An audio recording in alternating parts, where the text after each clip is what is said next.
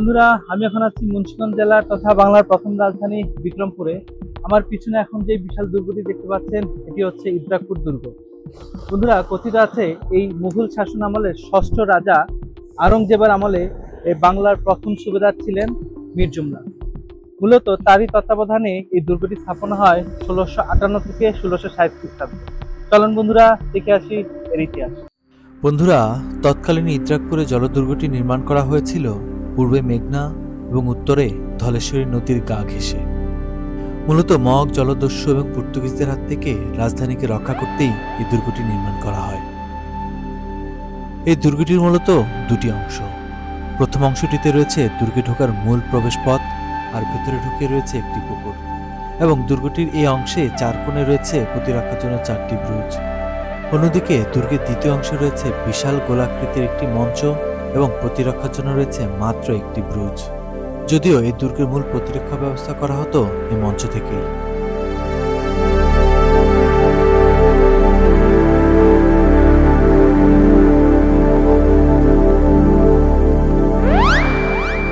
দুর্গের প্রথম অংশটি প্রশস্ত প্রায় 200 ফিট এবং দৈর্ঘ্য 280 ফিট,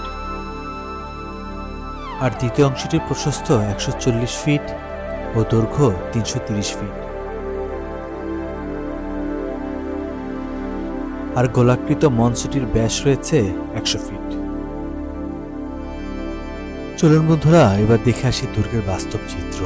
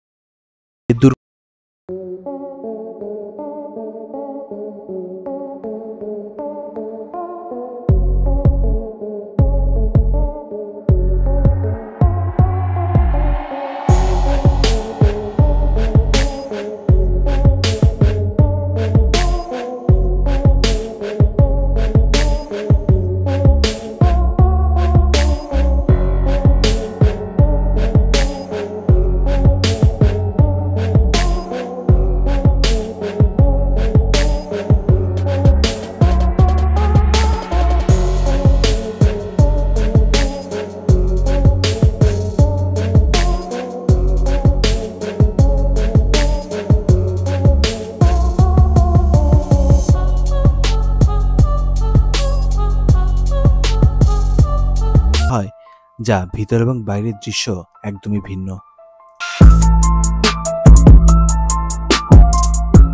এখানেই এই দুর্গের প্রধান সেনাপতির কার্যালয় ছিল এবং এখান থেকে মূলত দুর্গের প্রধান প্রতিরক্ষা ব্যবস্থা নিয়ন্ত্রণ করা হতো। শুধু তাই নয়, ভূমি থেকে এই মঞ্চটির উচ্চতা প্রায় 30 ফিট, ফলে খুব সহজেই শত্রুদের গতিবিধি পর্যবেক্ষণ করা হতো এখান থেকেই। বন্ধুরা, এই বিশাল মঞ্চটি তৈরি করা হয়েছে দুটি স্তরে। প্রথম স্তরে দেওয়া হয়েছে মাটি এবং দ্বিতীয় স্তরে দেওয়া হয়েছে বালি ভর্তি কলস।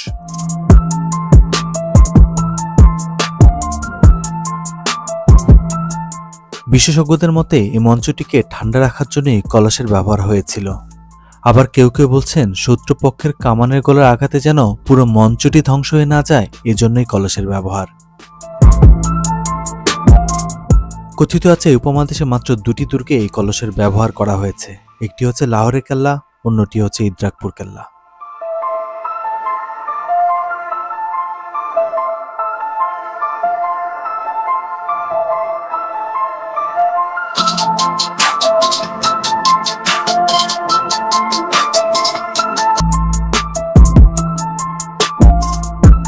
মুঘল আমল থেকেই এই মঞ্চে বসবাস করত বিভিন্ন শাসন আমলের প্রশাসনের প্রধানরা।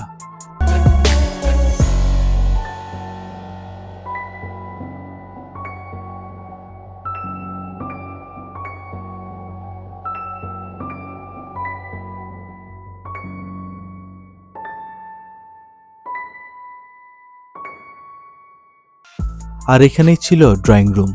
আর এই মেঝেটি তৈরি করা হয়েছে তৎকালীন ব্রিটিশদের মোজাইক দিয়ে। তাই ধারণা করা হয় এই মেঝেটি ব্রিটিশ আমলে নির্মিত।